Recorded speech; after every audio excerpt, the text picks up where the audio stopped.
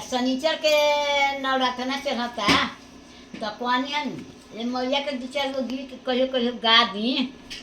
घर सुहावन लगी, मैया के आसन आ जाई, अच्छा लगी। रोवेली फूला मती मैया नाना ढार सलोरावा हो, अरे सातो गो बहिनी अरे जमनी एको ना भैयावा हो, अरे सातो गो बहिनी अरे जमनी एको ना भैयावा हो, अरे नती चुप हो ख चुप रे हो ख फूला मती मैया हो, अरे सातो गो बहिनी अरे जमलु हम भैरो भैया हो, अरे सातो गो बहिनी अरे जमलु हम भैरो भैया हो, अरे लाली लाली डोलिया के सबुजियो हरावा हो, अरे लागी गईले आहोए मैया बकिसो का हरावा हो, अरे लागी गईले आहोए मैया बकिसो का हरावा हो, अरे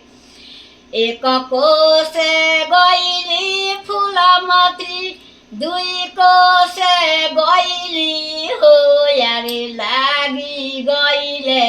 आहोए मैया मधुरी पियसिया हो, अरे लागी गईले आहोए भैया मधुरी पियसिया हो, यारे गोर परी पैया रे परी अगिला कहारवा हो, अरे रचिए कया होए भैया डोली दिल मैट हो, अरे रचिए कया होए भैया डोली दिल मैट हो, अरे बाबा के सागरा भाई भैया पनिया पियई तो हो, अरे पापा के सागरा भाई भैया पनिया पियई तो एक छाक पियली मैया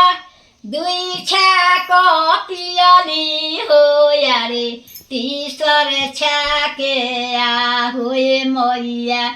खिलली पाताल हो, यारे तीसर छाके आहोए मैया सबले भैरो भैया पानी लेके अइले हो, यारे तबले फूलमती मैया खिलली पाताल हो, यारे तबले फूलमती मैया खिलली पाता जाहु हम जानतिए बहिना आत्मा छल कर तू हो, यारे तब हुना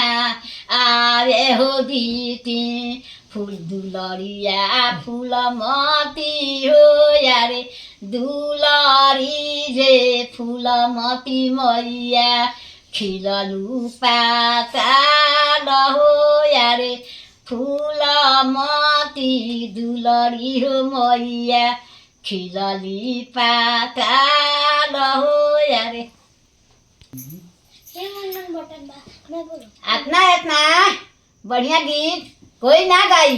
अब नायका वो से गा के सिखा देता नहीं सुना भी देनी।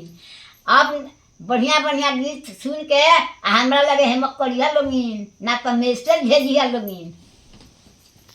लाइक सब्सक्राइब।